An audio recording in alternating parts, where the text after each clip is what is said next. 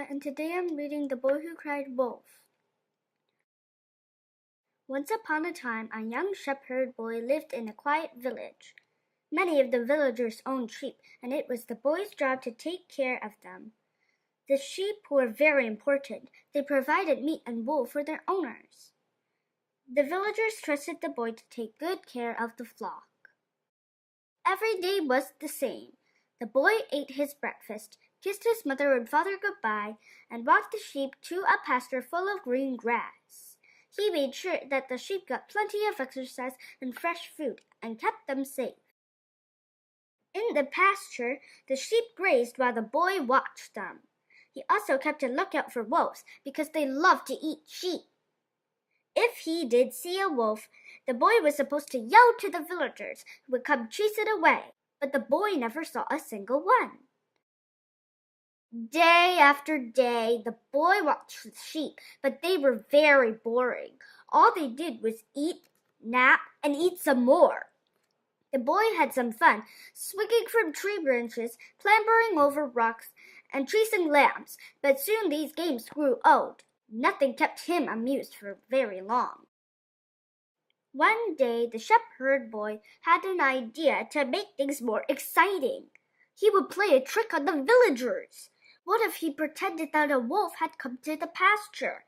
That was sure to be more exciting than just watch sheep all day. He climbed the tree and yelled, "Wolf! Wolf! Everyone come quick!" In the village, everyone heard the boy's cries. The farmers dropped their tools, the baker dropped her bread, and the grocer dropped his groceries, and they all ran to the meadow as fast as they could. They had to chase away the wolf before he snatched any sheep. When they arrived, there was no wolf to be seen, and the sheep were calmly munching grass. The villagers were very confused. What was going on? They all turned to the shepherd boy, who was laughing under the tree. "You look so funny running up here," the boy said. "What a great joke!" None of the villagers laughed. They didn't think it was so funny to drop what they were doing and run all the way to the pasture for nothing.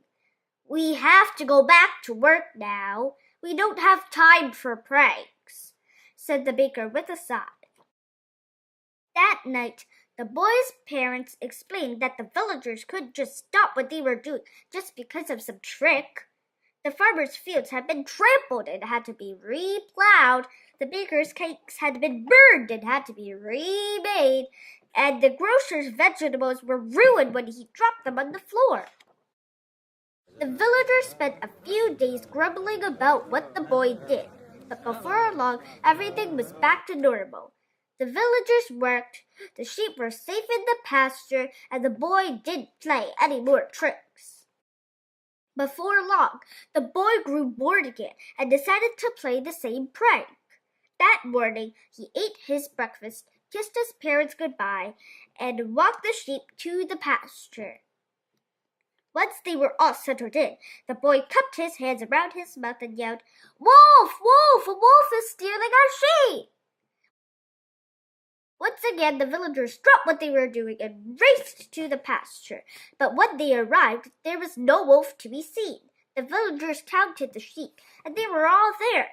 But where was the shepherd boy? Had they snatched him? Suddenly, the villagers heard something from behind a big rock. It was the boy, and he was laughing so hard tears were running down his face. "Ha! I tricked you again," he said. The villagers sighed and went back to the village. That night, the boy's parents gave him another stern talk and sent him to bed without any dinner.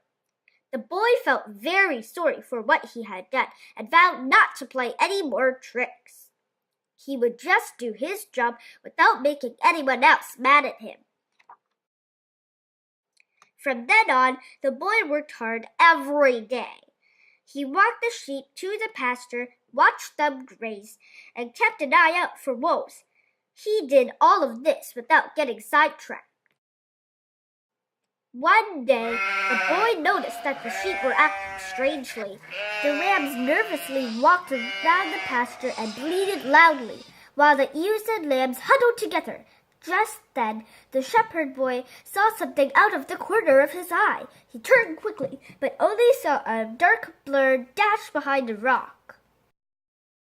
What was that? The shepherd boy wondered. It looked awfully large. Just then, the creature darted out from behind the rock. It was a wolf, and he was running straight at the sheep. Before the boy could even blink, the wolf snatched the lamb and gobbled it up. Then he quickly ran back into the flock and grabbed another one. The boy was horrified. "Wolf!" yelled the boy. "Wolf! Everyone come quick! There's a wolf! Help!" In the village, the boy's cries echoed through the streets. "What's going on?" someone asked.